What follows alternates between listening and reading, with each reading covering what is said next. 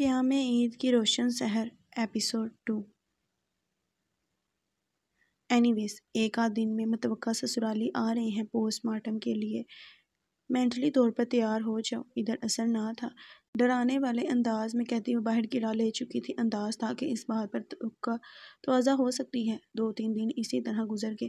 آبی جلد ہی لوگوں کو ساتھ لانے والی تھی کہ اچانک ان کے ایکسیڈنٹ کی خبر نے پورے گھر کو ہلا کر رکھ دیا۔ سب ہاسپٹل دوڑے تو پتہ چلا معاملہ اتنا سیریس نہیں تھا، تاہم پیر میں زبردست چوٹ آئی تھی۔ بچوں اور گھر کی ذمہ داری مکمل طور پر آپی کے سر تھی، کیونکہ ساس ان کی تھی نہیں اور جیٹھانی اوپر الگ پورشن میں اپنے بچوں کے ساتھ رہتی تھی۔ پھر ان سے تعلقات اتنے سازگار بھی نہ تھے کہ کسی طرح کی مدد کی امید کی جا سکتی۔ 2 دن تک تو وہ ہاسپٹل میں ہی رہیں اور بچے نانی کی طرف، مگر جب انہیں ڈسچارج کیا تو انہوں نے امی سے کہہ دیا پلیز آپ ساشا کو میرے ساتھ بھیج دیں، مجھے تو ابھی 2 ہفتے بیڈ ریسٹ کرنا ہے۔ بچوں کے اسکول کے 2 دن سے چھٹیاں ہو رہی ہیں، اگلے ماہ مڈ ٹرم ہے ان کے۔ ساشا ہوگی تو میری مدد کرا دے گی۔ ان کی درخواست کرنے پر امی نے اس کی طرف سوالیہ نگاہوں سے دیکھا تو وہ سر جھکا گئی۔ ابو کو یہ سب کچھ خاص پسند نہیں تھا۔ ارم بھی زبردستی گئی تھی رہنے کے لیے، کیونکہ آپی کے ساتھ ہی ان کا دیور فراز بھی نیچے رہتا تھا، تاہم اس وقت مجبوری تھی۔ کیا واقعی تم جا رہی ہو ساشا؟ سچ، مجھے تو آزادی کے حسین احساس کا آج اندازہ ہو رہا ہے۔ اب جا رہی ہو تو کم از کم 2 ہفتے رہ کر آنا، تاکہ یہ وقت میں اسی احساس میں گر کر گزار سکوں۔ احد کی خوشی اور صاف گوئی پر وہ محض اسے سخت نظروں سے دیکھ کر ہی رہ گئی تھی۔ ذکی اور مونی کے چہروں پر بھی کم و بیش وہی مسرت تھی جو احد کی آنکھوں میں نظر آ رہی تھی۔ فطری طور پر وہ کچھ ہرٹ ہوئی۔ اس کے اصول پسندی اور سخت گیری نے اسے بہت سی چیزوں سے دور کر دیا تھا۔ بھابی نے محسوس کر لیا تھا کہ اسے دکھ ہوا ہے۔ کم آن ساشا، یہ احد اور مونی وغیرہ تو بلا وجہ مذاق کرنے کے عادی ہیں، تم تو ان کی بات کا اثر مت لینا۔ 2 دن کی خوشی ہے، پھر تم یاد آؤ گی تو پہنچ جائیں گے تمہیں لینے۔ انہوں نے دل رکھنے والے لہجے میں ہی نہیں بلکہ یقین سے بھی کہا تو محض مسکرا دی۔ آپی کے گھر میں واقعی ترتیب اور توازن نام کی کوئی شے نہیں تھی، اور اس میں قصور آپی کا تھا۔ گھر کا سارا نظام و انضمام الٹ پلٹ تھا۔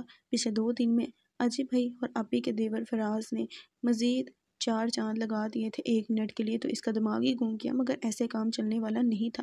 کھانا بنانے سے لے کر صفائی اور بچوں کو نہلانا دھلانا تھا۔ اس نے ہمت کر کے کمر کس ہی لی۔ اجی بھائی کافی نادم ہو رہے تھے۔ اس کے مزاج کا معلوم تھا کہ وہ کس قدر نفاست پسند، صفائی پسند ہے، اس لیے اس کی مدد کرنے آ گئے تھے، مگر اسے اچھا نہیں لگا تو انہیں منع کر دیا۔ تاہم بچیوں کو اس نے ساتھ لگا لیا تھا۔ 8-9 سال کی لڑکیاں تھیں، مگر آپی نے انہیں اپنے شوز تک پہننا نہیں سکھایا تھا۔ ان سے چیزیں سمیٹنے کے لیے کہا تو دونوں منٹ بھر بعد ہی تھک گئی تھیں۔ اچھا بابا تم دونوں بھی جاؤ، میں کرتی ہوں کچھ۔ تنگ آ کر اس نے ان کو بھگا دیا، خود کام میں جٹ گئی۔ پھر 4 گھنٹے اسے پتہ نہیں چلا کہ کہاں نکلے۔ صفائی ستھرائی اور کھانا پکانے کے بعد جب اس نے سب کو میز پر بلایا تو سبھی حیران تھے۔ وہ دونوں تھیں یا جن؟ وہ انسان تھی یا جن؟ ماشاءاللہ کیا پھرتی ہے۔ آپی بمشکل سہارا لے کر کچن تک آئی تھی۔ تھینکس، مگر آپ کو یہاں آنے کی کیا ضرورت تھی؟ میں آپ کے لیے وہیں لا رہی تھی لنچ۔ وہ ٹرالی سیٹ کرتے ہوئے بولی تو آپی ممنونیت سے مسکرا دی۔ نہیں رہنے دو، اب ایسی بھی بیمار نہیں، میں تم سب کے ساتھ ہی بیٹھوں گی، انہوں نے فیصلہ کن لہجے میں کہا تو وہ سر ہلا کر ان کے ساتھ باہر چلی آئی۔ رات تک وہ ممکنہ حد تک گھر کو درست حالت میں لا چکی تھی۔ عادت اس قدر پختہ ہو چکی تھی کہ چیزیں ٹھکانے پر پہنچائے بغیر اسے تو ڈھنگ سے نیند بھی نہیں آتی تھی۔ آپی کے کہنے پر اس کے کمرے میں آ کر لیٹ گئی۔ ممکن تھا رات میں انہیں ضرورت پڑتی، لہٰذا اجی بھائی فراز کے کمرے میں جا کر سو گئے تھے۔ آپی کی جیٹھانی ذرا دیر تک تکلفاً ملنے نیچے آئی تھی۔ اسے حیرت ہوئی، اتنے عرصے سے وہ دونوں ساتھ رہ رہی تھی مگر دوریاں ویسی کی ویسی تھی۔ اس معاملے میں وہ غیر جانبدار تھی، کیونکہ آپی کی فطرت بھی اسے معلوم تھی۔ بہرحال ان کو فارغ کرنے کے بعد اب وہ آپی کے پاس آ لیٹی تھی۔ تھک گئی ہو نا؟ سچ، آج تم نے اتنا کام کیا جو میں 1 ہفتے میں بھی نہیں کر سکتی تھی۔ صفائی، کوکنگ، ڈسٹنگ، پھر بچوں کو دیکھنا، ساتھ ہی میرا خیال کرنا۔ پتہ نہیں تم یہ سب کس طرح کر لیتی ہو، آپی اسے محبت سے دیکھتے ہوئے حیرت سے کہہ رہی تھی۔ وہ مسکرا دی، کچھ ایسا مشکل بھی نہیں آپی، بس ذرا دل لگانے اور ٹائم ایڈجسٹ کرنے کی بات ہوتی ہے۔ رہ گئی تھکن تو اب اتنی کمزور بھی نہیں ہوں میں۔ ہاں یہ تو ہے، ایک طرح سے تمہیں تو سارا دن جان ماری کرنے کی عادت ہے۔ ادھر بھابی کون سا کام کرتی ہے؟ میں تو جب جاتی ہوں انہیں ہاتھ پر ہاتھ دھرے بیٹھا ہی دیکھتی ہوں، توصیفی لہجے میں کہتے کہتے اس کی سوئی بھابی پر جا ٹکی تھی۔ نہیں خیر، ایسی بات بھی نہیں، دوپہر کا کھانا تو وہی پکاتی ہیں، اس نے حمایت کی۔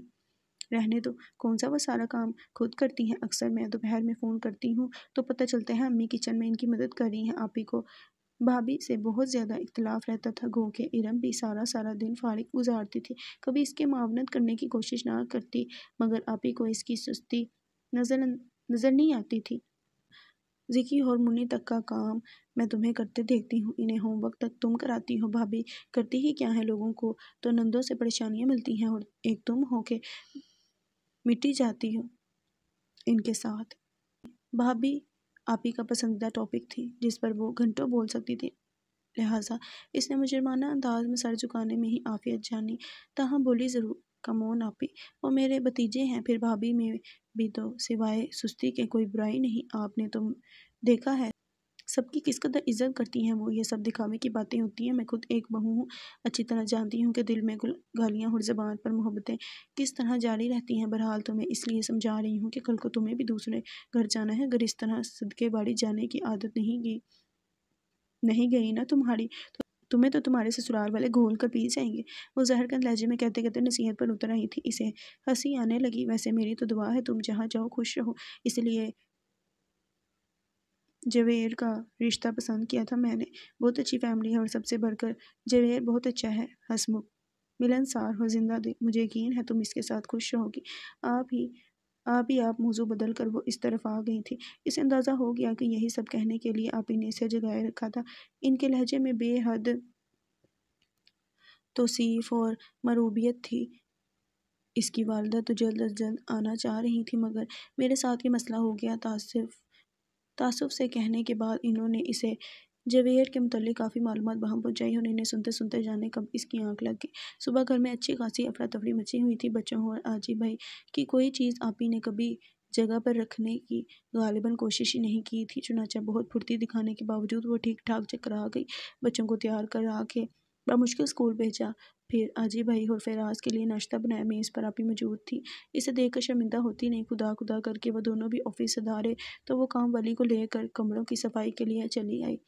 ایک کمرہ بے ترتیبی کی اعلیٰ ترین صفات کا حامل تھا، خاص کر فیراز کا کمرہ۔ بہرحال دوپہر تک اس نے زبردستی کام والی کو ڈانٹ ڈپٹ کر سارا کام ڈھنگ سے کرایا۔ اسے بھی غالباً مالکن کی لاپرواہ طبیعت کی عادت ہو چکی تھی، سو روتے دھوتے بمشکل اس کے کام بجا لاتی۔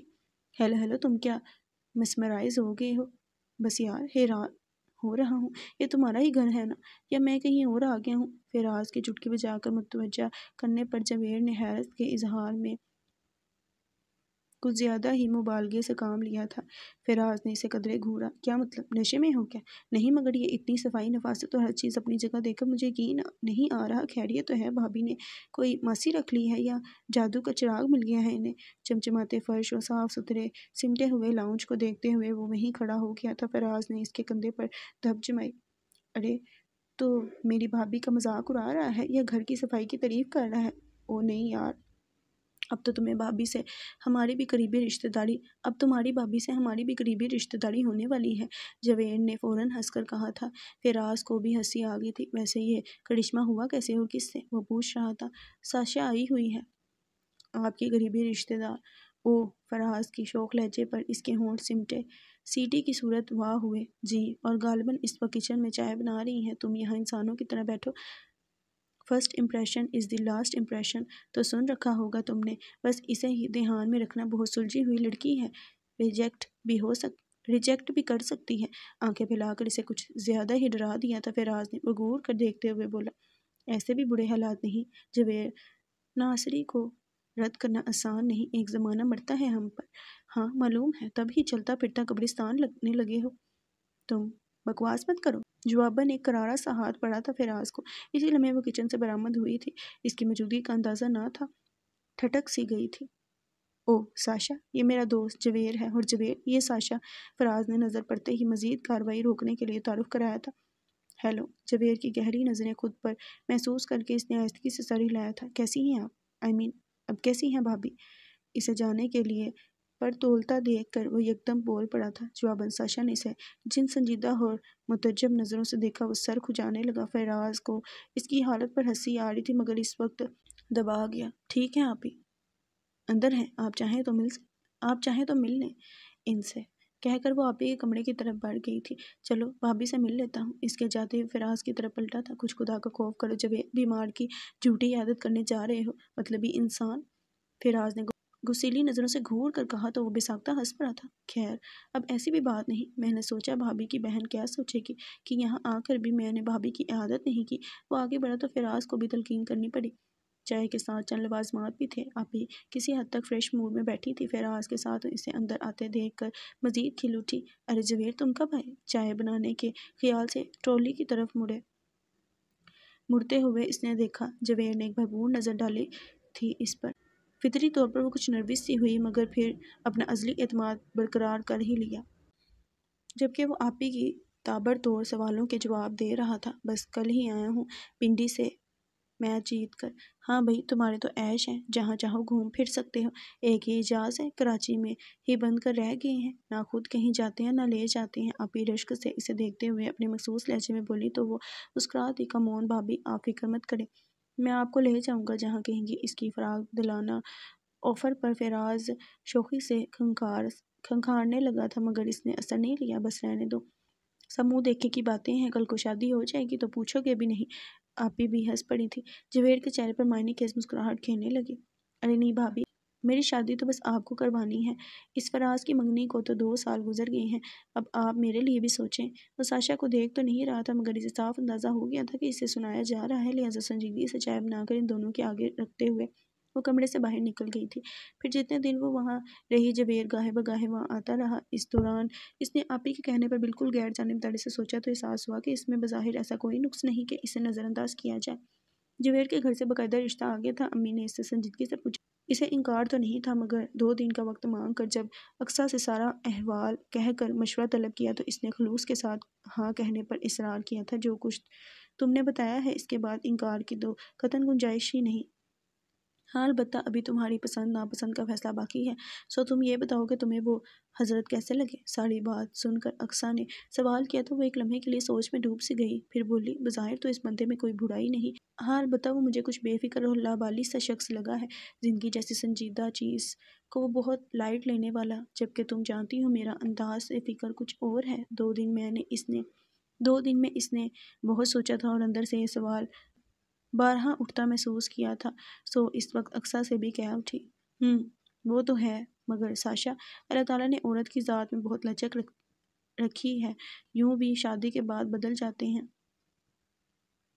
سنجیدگی اور متانت آ جاتی ہے بندے میں، اور جو ایسا نہ ہو تو بھی محض اس بنا پر انکار کرنا بے وقوفی ہوگی، کیونکہ ضروری نہیں کہ جس شخص سے آپ کا مزاج نہ ملتا ہو اس سے دل بھی نہ مل سکے، نہ ہی یہ یقینی امر ہے کہ ہم مزاج بندے کے ساتھ دل بھی مل جاتا ہے، لہٰذا فیصلہ اپنے والدین پر اور فکر اللہ پر چھوڑ دو، دیکھنا نتیجہ اچھا ہی نکلے گا۔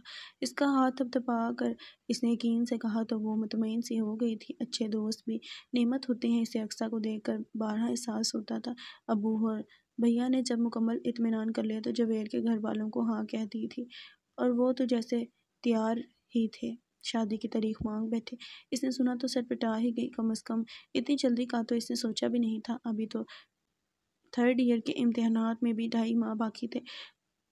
اوفو، دفع کرو پڑھائی ساشا، میں تمہاری جگہ ہوتی نا تو جان چھڑاتی امتحانوں سے اور مزے سے مہندی لگا کر بیٹھ جاتی، تو پھر میری جگہ تم ہی کر لو شادی، وہ خلوص کر بولی تھی۔ شٹ اپ، میں اپنی نہیں تمہاری شادی کی بات کر رہی ہوں۔ ارم اس بات پر ناراض ہو گئی تھی۔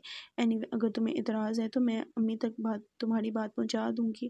اس سے پہلے کہ وہ اسے مناتی یا روکتی وہ آنن فانن کمرہ چھوڑ گئی تھی، اور پھر واقعی اس نے امی سے کہہ بھی دیا تھا۔ ابو کی مرضی بھی یہی تھی، لیکن جویر کی دادی حج کرنے جانے سے پہلے اس کے سر پر صحرا دیکھنا چاہتی تھی، اس لیے انہیں جلدی تھی۔ شفق کی لالی ہر شے پر اپنا آنچل پھیلا رہی تھی۔ وہ یوں ہی بوگن ویلا تک چلی آئی تھی۔ بہت سی باتیں ذہن میں ہلچل مچا رہی تھیں کہ گیٹ کے باہر بائیک روکنے کی آواز کے ساتھ ہی دستک بھی ہوئی۔ لگتا ہے آہد آ گیا، اس نے سوچا۔ بغیر دیکھے گیٹ کھول بھی دیا، مگر دوسرے لمحے بری طرح گڑبڑا گئی تھی۔ سامنے کھڑے جویر ناصری کو دیکھ حیرت کا جھٹکا لگا تھا۔ ہیلو، غالباً وہ بھی یوں بلا تفتیش گیٹ کھلنے کی توقع نہیں کر رہا تھا، اس لیے خفیف سا ہو گیا۔ آپ یہاں؟ جی میں یہاں، وہ جو کہتے ہیں نا، جہاں چاہ وہاں راہ تو۔ اوہ آئی ایم سوری، میں کچھ زیادہ ہی بول گیا۔ اپنے جملے کا واضح تاثر اس کے چہرے پر پڑا تو وہ نادم سا ہو گیا تھا۔ مجھے آپ سے ملنا تھا، اس لیے یہاں آیا ہوں۔ اندر آنے کو نہیں کہیں گی؟ ہلکی سی شرارت اس کے لہجے اور آنکھوں کا حصہ بنی ہوئی تھی۔ وہ پزل ہونے لگی۔ مگر میں گھر پر اکیلی ہوں۔ اکیلی کہاں؟ میں ہوں نا آپ کے ساتھ، آپ کے سامنے۔ اب کے انداز میں شرارت اور معنی خیزی عروج پر تھی۔ وہ جذبت ہوتی راستے سے ہٹ گئی تو بلا توقف اعتماد سے چلتا لون چیئرز کے پاس جا رکا۔ پلٹ کر اس نے دیکھا تو وہ گیٹ لاک کیے بغیر قدرے کھلا چھوڑ کر چلی آئی۔ زبیر نے اس کی احتیاط پسندی محسوس کر لی تھی۔ ذرا سا سر جھکا کر مسکرا دیا۔ کافی محتاط ہیں آپ، بہت اچھی بات ہے۔ انفیکٹ میں نے آپ کی الجھن کے متعلق سوچا ہی نہیں تھا، اس لیے یوں ہی پتہ چلا آپ یہاں اکیلی مل سکتی ہیں چلا آیا۔ دراصل آپ سے کچھ پوچھنا تھا۔ توصیفی انداز استفسار میں ڈھل چکا تھا، جیسے اس سے اجازت طلب کر رہا ہو۔ ساشا کچھ کہنے کے بجائے سادہ نظروں سے اسے دیکھنے لگی تو اس نے ہلکی سی مسکراہٹ کے ساتھ کہنا شروع کیا، سنا ہے آپ نے شادی سے فوری شادی سے انکار کر دیا ہے؟ وہ غیر متوقع طور پر بلا تحمیر شروع ہو گیا تھا۔ وہ کچھ سربٹا کر اسے دیکھنے لگی۔ ہلکی سی سرخی گالوں پر جھلک آئی تھی۔ غالباً کچھ اسٹڈیز کا معاملہ ہے، بھابی نے ذکر کیا تھا مجھ سے۔ اس کی خاموشی پر وہ خود ہی آپی کے حوالے سے بولنے لگا تھا۔ بائی دا وے، کتنا پڑھنا چاہتی ہیں آپ؟ میرے کچھ ایمبیشنز ہیں جن کی وجہ سے۔ وہ سنجیدہ ہو گیا تو اس نے ادھورا جملہ بول کر چھوڑ دیا۔ دیکھیے ساشا، میں بہت لاپرواہ سے شخص ہوں، مگر جب ایک بار فیصلہ کر لیتا ہوں تو اس میں میرا خلوص شامل ہوتا ہے۔ آپ کو میں نے اپنے گھر والوں کی رضامندی کے ساتھ اپنانے کا فیصلہ کیا ہے۔ میری دادی بہت ضعیف خاتون ہیں اور میں ان کا لاڈلا۔ حج کے بعد وہ مکہ شریف میں ہی سکونت اختیار کرنے والی ہیں اور ان کے لیے یہ آسان نہیں کہ بار بار سفر کر کے آئیں۔ سو پلیز آپ اپنے فیصلے پر نظر ثانی کریں۔ اب کہ وہ کرسی پر بیٹھ کر اطمینان سے کہہ رہا تھا، اچھا یہ بتائیں آپ کتنا پڑھنا چاہتی ہیں؟ پوسٹ گریجویشن کرنا میرا خواب تھا اور آپ سے شادی کرنا میرا۔ وہ روانی سے برملا بولا تو وہ نظر چرا گئی۔ آپ کے کہنے کے مطابق مصوف واقعی خوش مزاج واقع ہوئے تھے۔ بلیو می، مجھے آپ کی اسٹڈیز سے کوئی جیلسی نہیں۔ آپ پوسٹ گریجویشن تو کیا پی ایچ ڈی کر لیں، میں رکوں گا نہیں، یہ میرا وعدہ ہے۔ اس کے مضبوط لہجے میں کہنے پر اس نے بغوری سے دیکھا، بلکہ جانچا تھا۔ چہرے پر سچائی رقم تھی۔ اسے اطمینان سا ہو گیا تو اس پوسٹ مارٹم سے میں کیا سمجھوں؟ اس کی نگاہوں کے ارتکاز پر خوش دلی سے پوچھا تو وہ جھم سی گئی۔ بے اختیار کھلی شگفتہ سی بھیگی مسکراہٹ اس کے ہونٹوں اور آنکھوں میں اتر آئی۔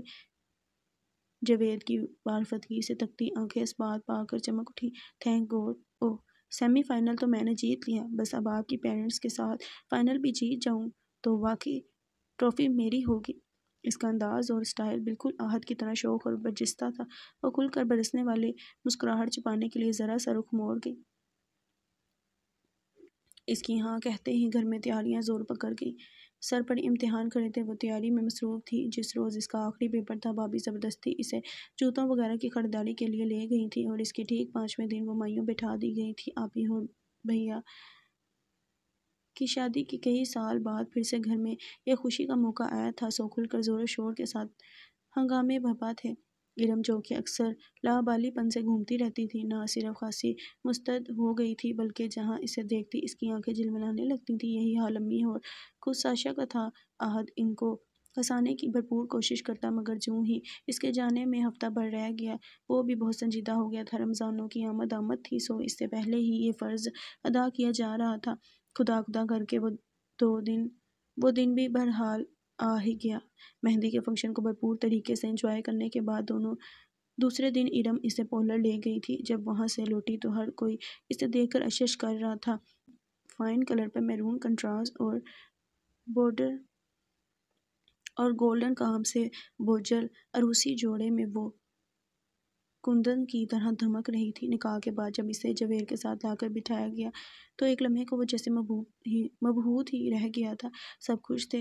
گھر والوں کو مطمئن دیکھ کر اس نے خود کو پرسکون محسوس کیا تھا، مگر رخصتی کے وقت ڈھیر سارے آنسو اس کی آنکھوں میں اتر آئے تھے۔ امی اور ارم کی حالت بھی دیدینی تھی۔ احد اور بھابی نے انہیں سنبھال کر اسے دلاسا دیا تھا تو مشکل جاوید کے پہلو میں کار کے اندر آ بیٹھی۔ جوں ہی کار چلی بہت کچھ پیچھے رہ گیا۔ وہ کمرہ جہاں اسے لا کر بٹھایا گیا جاوید کی پسند کے مطابق سجایا گیا تھا۔ اس نے جھکے سر کو سیدھا کر کے ادھر ادھر توصیفی نظر دوڑائی اور پھر جھکا لی۔